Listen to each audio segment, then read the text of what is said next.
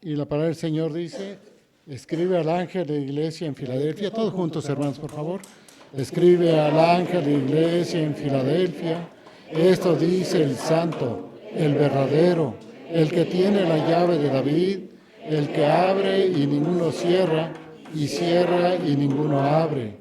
Yo conozco tus obras, he aquí, he puesto delante de ti una puerta abierta, la cual nadie puede cerrar, porque aunque tiene poca fuerza, has guardado mi palabra y no has negado mi nombre. Ya aquí yo entrego de la sinagoga de Satanás a los que se dicen ser judíos y no lo son, sino que mienten. He aquí yo haré que venga y se postren a tus pies y reconozcan que yo te he amado. Por cuanto has guardado palabra en mi paciencia, yo también te guardaré de la hora de la prueba que ha de venir sobre el mundo entero, para probar a los que moran sobre la tierra. He aquí yo vengo pronto, retén lo que tienes, para que ninguno tome tu corona. Al que venciere, yo le daré columna en el templo de mi Dios, y nunca más saldrá de allí, y escribiré sobre él el nombre de mi Dios, y el nombre de la ciudad de mi Dios, la nueva Jerusalén, la cual desciende del cielo de mi Dios, y mi nombre nuevo. El que tiene oído, oiga lo que el Espíritu dice a la iglesia. Amén. Vamos a orar, hermanos, para pedir la dirección de nuestro Señor. Señor, agradecemos el momento que nos das de alabar y glorificar tu nombre a través del canto, de la lectura de tu palabra, de nuestras oraciones, pero ahora llega el momento en que queremos escucharte. Háblanos, Señor, a través del mensaje que tienes para nosotros para este momento, que lo podamos entender, que lo podamos analizar, pero sobre todo que podamos responder como esperas de cada uno de nosotros. Señor, en tus manos ponemos este tiempo y que cualquier distracción sea quitada de nuestra vida. Te lo rogamos en el nombre de Cristo Jesús. Amén. Pueden tomar asiento, hermanos.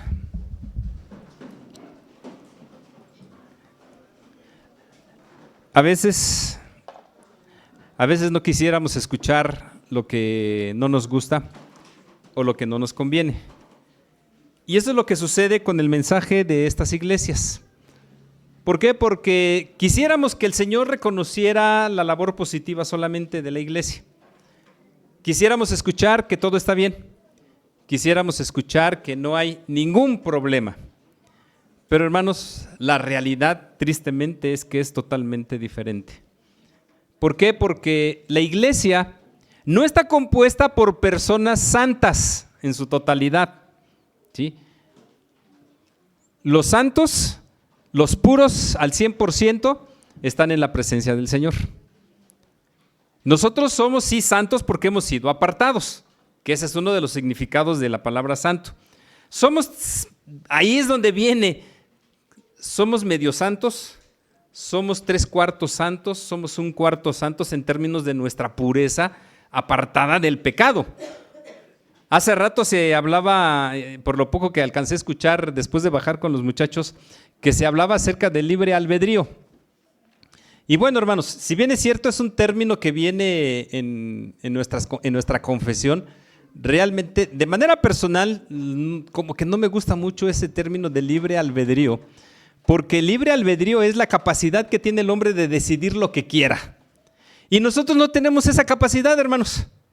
¿Por qué? Porque estamos sometidos a la voluntad de Dios y tenemos que hacer lo que Dios nos pide. Dios nos ha dado una libertad con responsabilidades, que eso es lo que yo creo. Sí, no dejo de tomar en cuenta ese término de libre albedrío. ¿Por qué? Porque pues está en nuestros documentos y no es ir en contra de nuestros documentos. Pero solamente quiero hacer esta aclaración. Y esto, hermanos, sobre todo, ¿por qué? Porque efectivamente Dios nos ha dado responsabilidades, nos ha dado libertades para que podamos vivir, pero siempre sometidos a su voluntad. Ahí es donde está la diferencia con el libre albedrío, porque en el libre albedrío el hombre vive conforme él piensa o cree que es lo mejor o no lo mejor, y nosotros no. Para nosotros debe ser lo que Dios nos manda. Y sí, hermanos, a veces al ver el panorama de las iglesias, porque hemos visto que prácticamente en todas, el Señor tiene algo que cuestionar. Y uno se pregunta, ¿existirá la iglesia perfecta? Hermanos, la iglesia perfecta en este mundo no existe. No existe. ¿Por qué? Porque nos reunimos hombres y mujeres pecadores. Al final de cuentas seguimos siendo pecadores, sí, somos pecadores redimidos por la sangre de Jesucristo, pero nuestra naturaleza pecaminosa todavía está latente ahí. Y como el apóstol Pablo decía, esa es la lucha que tenemos, en que a veces hago lo que no debo, o en otras no hago lo que debo, ¿sí? Y bueno, si bien es cierto, hermanos, no vamos a encontrar en este mundo la iglesia perfecta, lo que sí podemos encontrar es la iglesia fiel, una iglesia fiel.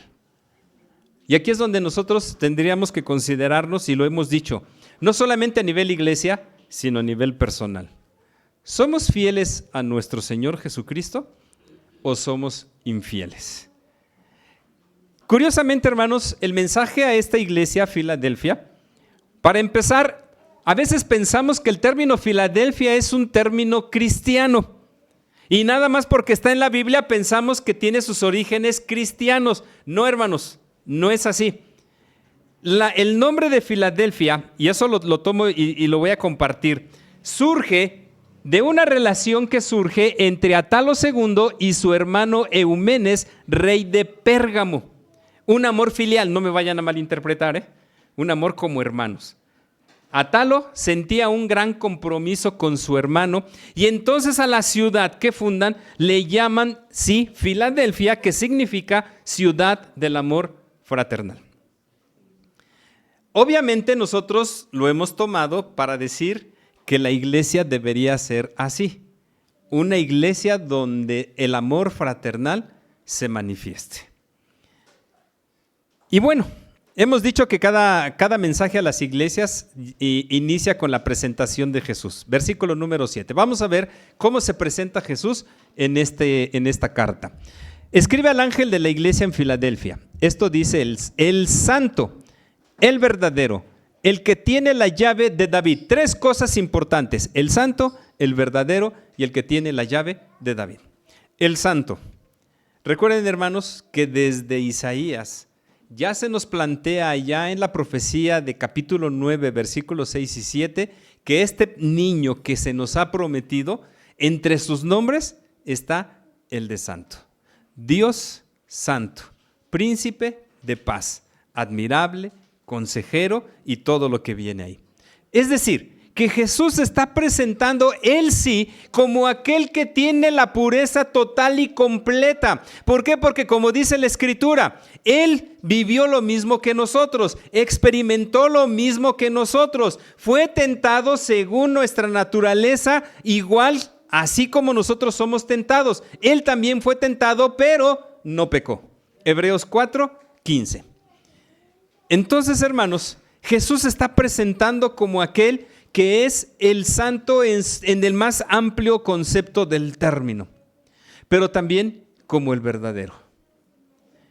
¿Se acuerdan de aquel yo soy que Jesús señaló, donde decía, yo soy el camino, la verdad y la vida?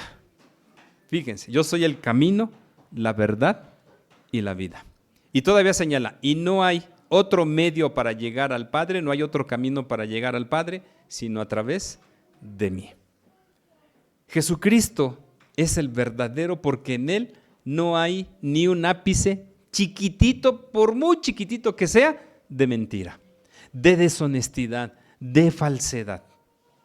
¿Cuántas veces, hermanos, el Señor Jesús tuvo que hablar con la verdad en frente de los líderes de Israel y que eso precisamente fue lo que le acarreó los problemas que vinieron después y derivaron en su muerte?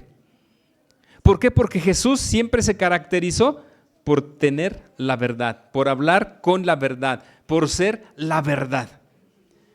Y por último dice, el que tiene la llave de David.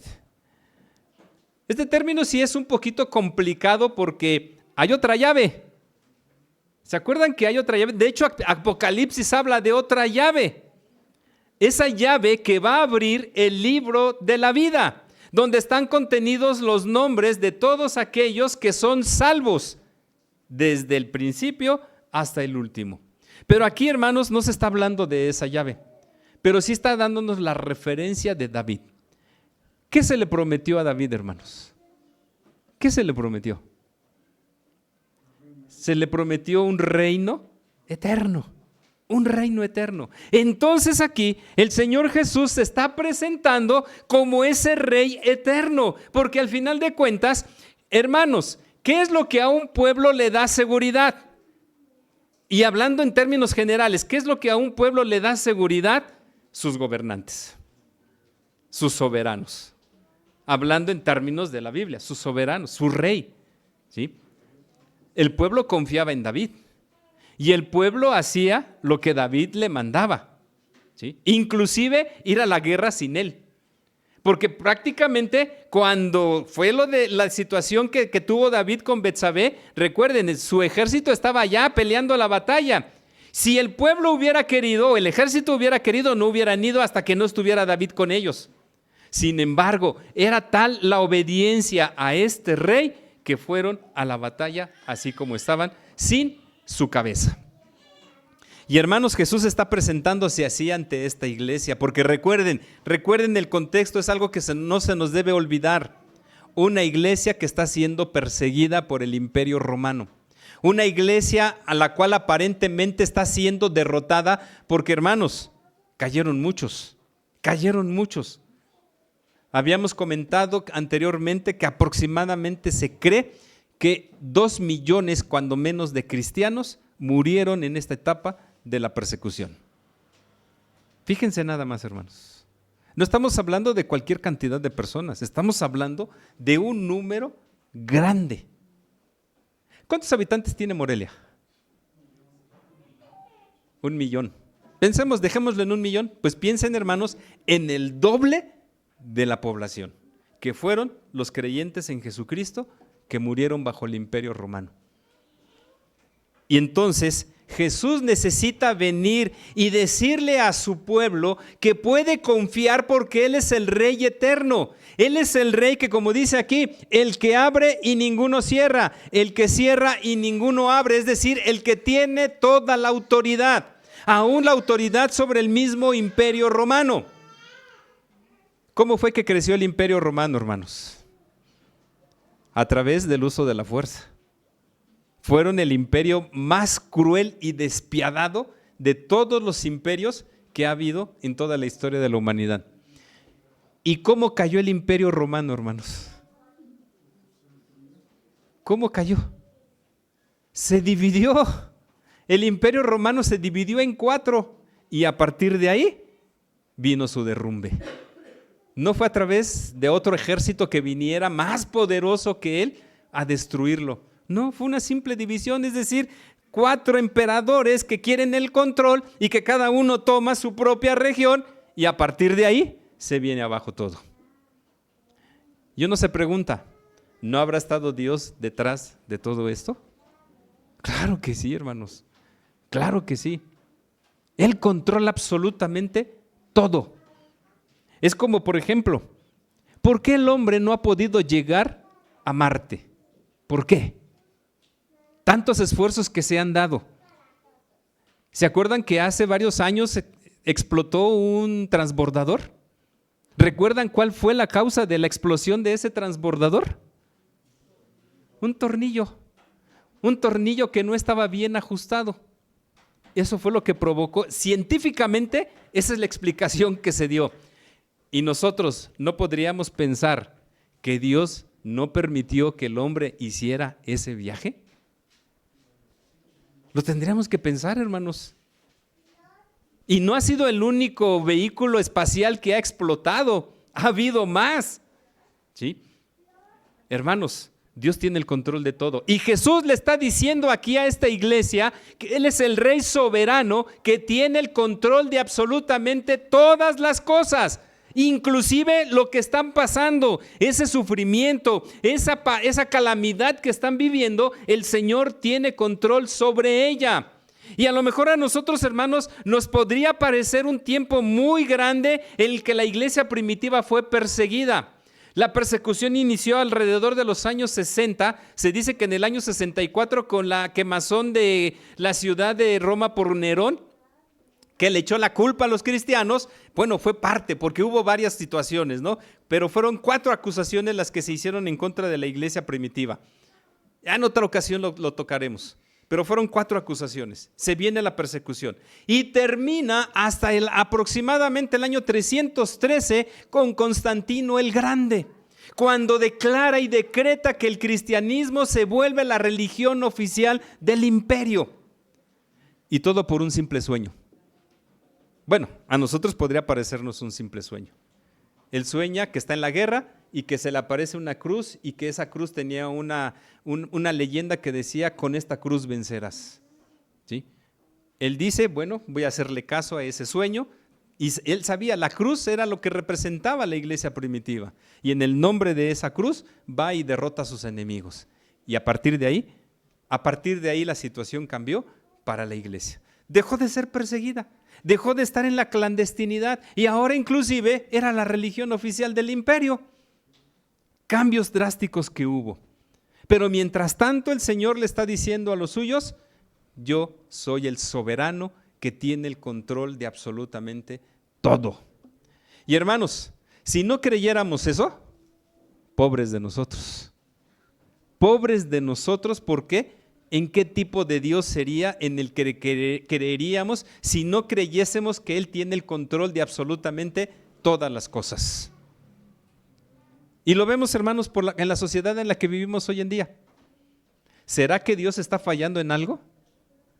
¿O será que Dios tiene el control de todo lo que está sucediendo y va a llegar un momento en el que Él va a tomar cartas en el asunto y va a actuar? Así lo tenemos que creer, hermanos, porque si no, entonces estaríamos perdidos. Y nuestra fe, como decía el apóstol Pablo, sería digna de conmiseración, porque estaríamos predicando y creyendo en una mentira. Pero ahí está, entonces el mensaje. Versículo número 8, fíjense, hermanos, dense cuenta, si pusieron atención a la lectura, no hay nada de cuestionamientos a esta iglesia. No hay cuestionamientos, solamente el reconocimiento de la labor. Yo conozco tus obras, he aquí, he puesto delante de ti una puerta abierta, la cual nadie puede cerrar, porque aunque tienes poca fuerza, has guardado mi palabra y no has negado mi nombre. Y quiero empezar por estas 2 últimas ideas, para después abordar las siguientes. Primero dice: has guardado mi palabra. Hermanos, ¿qué caracteriza a una iglesia fiel? El guardar la palabra, el ser obediente a la palabra de nuestro Señor. Y esta iglesia se dice que no era una iglesia tan grande, ¿sí? No era una iglesia muy numerosa, era una iglesia pequeña, pero era una iglesia que sostenía su fe a través del estudio y la reflexión de la palabra. Vámonos a la iglesia primitiva, al nacimiento de la iglesia primitiva después de la predicación de Pedro. Dice ahí que se convirtieron como 3,000 y perseveraban, y menciona primero la doctrina de los apóstoles. Y la doctrina de los apóstoles tiene que ver con la predicación de la palabra. Pero no solamente era decir, yo aprendo y aprendo y aprendo y aprendo, no, sino pongo en práctica lo que aprendo. Porque si no, entonces esto sería letra muerta. Si nosotros no ponemos en práctica todo lo que viene aquí, entonces sería letra muerta. Y esta iglesia ponía en práctica. ¿Por qué? Porque dice que no solamente perseveraban en la doctrina de los apóstoles, en la comunión unos con otros, en el partimiento del pan, en las oraciones. Fíjense, 4 cosas principalmente que menciona de esa iglesia. Hay una quinta que es la que también viene aquí en esta carta. Después, antes de los últimos versículos, dice ahí que la iglesia tenía favor delante del pueblo. Es decir, el testimonio. Esta iglesia primitiva daba testimonio de su fe. Entonces, tenían conocimiento de la palabra. Tenían la comunión fraterna unos con otros en su máxima expresión. tenían la comunión, ¿sí? Tenían un testimonio adecuado. Hermanos, esta era la iglesia de Filadelfia, una iglesia que llevaba a cabo estas cosas. Por eso dice al principio, yo conozco tus obras. Y decíamos, normalmente cuando hablamos de las obras, hablamos solamente de la predicación de la palabra. No, hermanos, no solamente tiene que ver con la predicación de la palabra, sino tiene que ver con esas otras 4 cosas que se mencionan al principio. Y lo interesante del asunto es que dice que cuando la iglesia hacía esto, el Señor añadía cada día a la iglesia los que habían de ser salvos. Fíjense, sí, en ese momento se vino una campaña evangelística grandiosa, majestuosa con Pedro, pero después de ahí solamente se menciona otra segunda campaña evangelística de Pedro, pero después ya no se hablan de campañas evangelísticas masivas, hermanos. Se habla del testimonio que daba la iglesia con la gente, digámoslo así, uno a uno. La proclamación de la palabra uno a uno. Y esto es lo que resalta el Señor de esta iglesia. El que tú haces lo que te corresponde. Y dice, y no has negado mi nombre. El publicar que eran creyentes en Jesucristo, ya lo hemos comentado, era un peligro de muerte, más que de vida, era un peligro de muerte para nuestros hermanos de aquellos entonces. Recuerden, hermanos, que en aquella época es donde surge ese símbolo del pescadito, ictus, que no es otra cosa sino un acróstico que significa Jesucristo, Hijo de Dios, Salvador, porque la palabra ictus es eso, ¿sí? Y de ahí se adoptó el pescadito como una señal que representa a los creyentes en Jesucristo. Pues esta iglesia no solamente tenía esa representación, sino que testificaban de su fe en Cristo Jesús. ¿Cómo lo hacían? A través de la vida que ellos desarrollaban cotidianamente, en la forma de hablar, en la forma de vestir, en la forma de comportarse, en la forma de reaccionar ante los demás. ¿Por qué? Porque, hermanos, recuerden que todas estas iglesias, además de vivir una situación de peligro, viven en ciudades paganas. Viven en ciudades donde la degradación moral, ética y de la que ustedes quieran estaba por los suelos. Y en medio de todo eso, la iglesia daba testimonio. Y tomaban muy en cuenta las palabras. Aquí está la realidad de esta iglesia. Tomaban muy en cuenta las palabras de su Señor. El que me confesare delante de los hombres, yo le confesaré delante de mi Padre que está en los cielos. Y el que me negare delante de los hombres, yo también le negaré delante de mi Padre que está en los cielos. Y esto, hermanos, nos tiene que llevar, les decía, a la reflexión primero personal para después como iglesia. ¿Queremos ser hijos de Dios fieles a Él? Ya tenemos aquí 2 cosas. Número 1, guardar la palabra. Es decir, obedecer y poner en práctica la palabra. La pregunta es, hermanos, ¿qué tanto de la palabra ponemos en práctica? ¿Qué tanto? Pensemos en el no en el primer mandamiento, en el resumen que Jesús hace de la ley. Cuando le preguntan cuál es el más grande de los mandamientos, recuerden, Él respondió, amarás al Señor tu Dios con todo tu ser y a tu prójimo como a ti mismo. Hermanos, ¿realmente amamos a Dios como Él nos lo está pidiendo? Tenemos los 4 primeros mandamientos de los 10, nada más centrémonos en los 10 mandamientos. Tenemos los primeros 4 mandamientos. ¿Realmente le estamos amando como Él nos pide? ¿Amamos a nuestro prójimo como Dios nos lo está pidiendo realmente, hermanos? Y aquí hay algo interesante. ¿Amamos a nuestro prójimo o nos comemos a nuestro prójimo? Son 2 cosas diferentes. Y son cosas en las que tendríamos que reflexionar. Segundo, ¿qué tanto hemos testificado de nuestra fe en Cristo Jesús? ¿Nuestros vecinos saben que somos creyentes en Jesucristo? ¿Nuestros compañeros de trabajo saben que somos creyentes en Jesucristo? Ahora, no solamente lo saben, sino les hemos predicado. ¿Les hemos presentado el mensaje de salvación?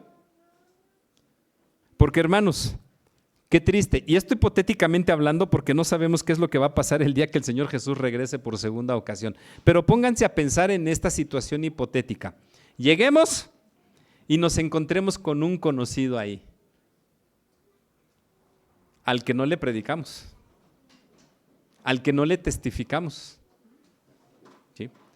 Nos vamos a salir con la tangente diciendo, uno siembra, el otro riega, pero Dios es el que da el crecimiento para decir, pues yo no lo evangelicé, pero otro lo evangelizó. Nos vamos a salir con esa respuesta ante el Señor. Ahora pensemos en lo que nos diría esa persona conocida. ¿Qué creen que sería lo que nos diría si nos encontrara allá, hermanos? ¿Por qué no me hablaste exactamente? Si tú me conocías de tantos años, ¿por qué jamás me dijiste que había una oportunidad de vida eterna en Cristo Jesús? ¿Por qué tuvo que venir y muchos años después alguien más a predicarme del Evangelio? ¿Cómo nos vamos a sentir delante de esa persona, hermanos? ¿Contentas o avergonzadas? ¿Sí? Es importante esto, hermanos. Porque si queremos ser fieles al Señor, tenemos que vivir el Evangelio y tenemos que dar testimonio. ¿Sí? Y todavía dice ahí, regresándonos, entonces yo conozco tus obras, ya dijimos cuáles obras. Ahora dice, he puesto delante de ti una puerta abierta, la cual nadie puede cerrar. ¿Se acuerdan el otro de los yo soy de Jesús? Yo soy la puerta. El que por mí entrare, ¿qué dijo que iba a encontrar?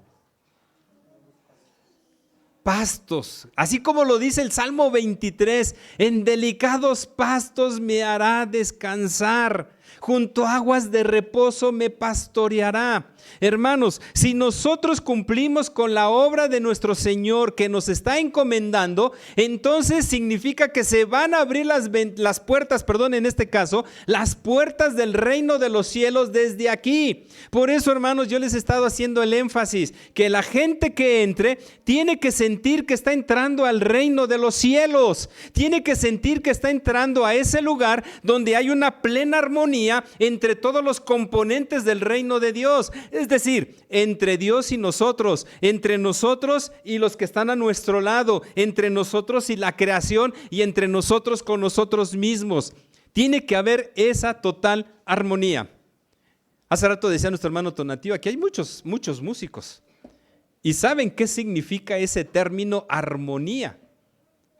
La armonía es la conjunción de varios sonidos para generar un sonido perfecto. ¿Sí? Si vamos al teclado, tenemos ahí lo que son los acordes. Son 3 notas o 4 notas que nos dan un sonido perfecto. Pero si yo toco algo que no es lo que debe ser, ya no se va a escuchar bien. Se va a escuchar mal. Bueno, hermanos, algo muy parecido es el reino de Dios. La reunión perfecta de todos los componentes que están ahí. Dios, nosotros, nuestros semejantes y aún toda la obra creadora de Dios. ¿Sí? Hermanos, viene la otra reflexión, tanto en lo personal como iglesia. ¿Le hemos abierto las puertas del reino a la gente o se las hemos cerrado? ¿Qué es lo que hemos hecho? ¿Qué es lo que hemos hecho, hermanos? ¿Sí? He aquí, dice el versículo número 9, yo entrego de la sinagoga de Satanás a los que se dicen ser judíos y no lo son, sino que mienten. He aquí yo haré que vengan y se postren a tus pies y reconozcan que yo te he amado. Habla de todos aquellos judíos que no quisieron recibir a Jesucristo como su Salvador personal y que siguen allá metidos en sus propias ceremonias religiosas. Acuérdense que el Señor Jesús cuestionó muchas de esas ceremonias, no porque fueran malas en sí, sino porque habían hecho de todo una carga cuando debería ser un consuelo, cuando debería ser una armonía, ¿sí? Pero además de eso, todo lo que se plantea no va hacia el reino de los cielos, sino a simple cumplimiento de la ley. Por cuanto has guardado la palabra de mi paciencia, yo también te guardaré de la hora de la prueba que ha de venir sobre el mundo entero, para probar a los que moran sobre la tierra. Aquí está, yo te cuidaré, yo te cuidaré. Y hermanos, creo que en la vida no podemos experimentar mayor bendición que los cuidados de Dios. ¿Cuántas veces y de cuántas maneras el Señor no ha tenido cuidado de nosotros, hermanos? ¿Cuántas veces nos hemos visto librados de algún accidente, hermanos? ¿Cuántas? Muchísimas. Y aún estando a las puertas de la muerte, hermanos. Aún ahí. ¿Sí? Y a veces uno no se explica cómo es que suceden las cosas. Decíamos hace rato con los muchachos que parte de los problemas que tenemos al acercarnos a la Biblia es que muchos quieren explicar lo inexplicable. Y lo inexplicable le corresponde a Dios, no nos corresponde a nosotros. Como un testimonio, yo a veces en un tiempo yo no podía concebir cómo era posible. En unas vacaciones nos fuimos a pasar esas vacaciones con mis tíos. Yo tenía 10 años tenía. Estábamos ahí, ellos vivían, los que conocen Zitácuaro saben que a la entrada de México entrando a Zitácuaro está una secundaria, lo que es la secundaria técnica. Bueno, enfrente de esa secundaria vive uno de mis tíos. Y ahí estábamos. Ahorita es todo un bulevar y con el camellón en medio y todo. No, en aquellos entonces era la carretera. Y había una curva para entrar ahí a esa parte. Bueno, hermanos, pues un día estábamos durmiendo y a las 3 de la mañana se metió un autobús.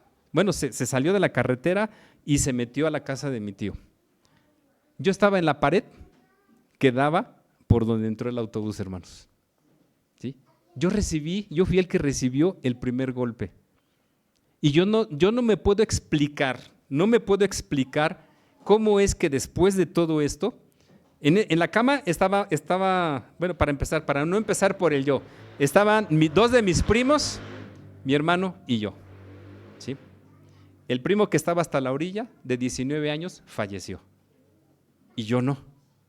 Cuando desperté, yo estaba en la parte de abajo del autobús, en una cosa que hizo una cruz, hay una cruz, ahí estaba yo encima. Y yo dije, ¿por qué? ¿Por qué? Después comprendí que Dios tenía un plan para mí y que por eso no permitió que yo falleciera en ese momento. Pero ahí están los cuidados de Dios, hermanos, los cuidados de Dios sobre sus hijos. ¿Y cuántas veces el Señor no hace? Yo creo que todos tenemos algún tipo de experiencia, si a lo mejor no tan fuerte, pero alguna experiencia difícil en la cual vimos la mano protectora de nuestro Señor. Y la reflexión, hermanos, es ¿por qué no ser fieles cuando hemos recibido tantas bendiciones de nuestro Dios? Y todos tenemos que decir que no lo hemos sido, porque hasta yo, hermanos, muchas veces no le he sido fiel a Dios y no he obedecido su palabra y no he actuado conforme a Él, a lo que Él me ha pedido. Y no saben las que uno pasa. Por eso, hermanos, lo que hemos comentado, con Dios no se trata de obligatorias las cosas, no se trata de que todo sea a fuerza, no se trata de verlo todo desde el punto de vista legal, sino del punto de vista del amor que yo le voy a dar a mi Señor por todo lo que Él ha hecho en mi vida. Y lo que Él ha hecho en mi vida no es otra cosa sino darme la vida eterna, porque hermanos, si no mi condición sería de muerte. Por eso, hermanos, les invito para que reflexionemos seriamente en lo que estamos haciendo. ¿Estamos cumpliendo completamente con la palabra de mi Dios? ¿Estamos dando buen testimonio de nuestra fe en Cristo Jesús donde quiera y con quien quiera que estemos? ¿Estamos, como dice aquí, manteniendo la fidelidad día tras día?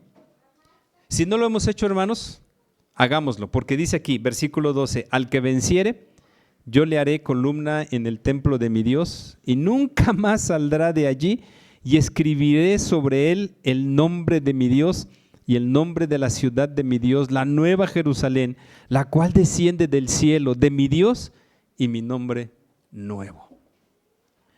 Hermanos, no esperemos más tiempo. No esperemos más tiempo para poder ejecutar lo que Dios nos pide. Yo les pregunto, ¿qué realmente Dios nos pedirá cosas imposibles? No lo hace. Pero nuestra rebeldía, la dureza de nuestro corazón, es la que hace que no hagamos lo que Dios nos está pidiendo. Y ojalá que podamos al final de los tiempos decirle al Señor, Señor, cumplí con la tarea que me encomendaste, y que la respuesta de nuestro Dios sea, bien, buen siervo y fiel, en lo poco has sido fiel, en lo mucho te pondré, entra al gozo de tu Señor. Y no que su respuesta sea, siervo malo y negligente, no te conozco, quítate de aquí. Que Dios nos bendiga.